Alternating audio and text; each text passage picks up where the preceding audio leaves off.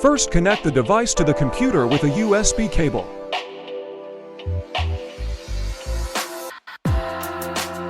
Open computer browser. Enter the URL to download.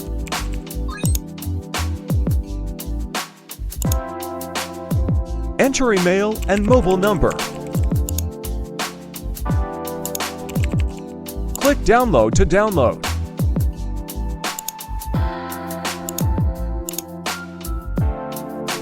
Extract the installation package to the desktop. Click to install it.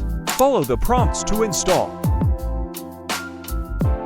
After the installation is complete, the software Suite Manager icon will appear on the desktop. We click the icon to enter. We start to register email. Enter the serial number on the back of the device. Click Activate to complete the software download. Then click Install Driver to install the driver. Enter the device serial number again to enter the software.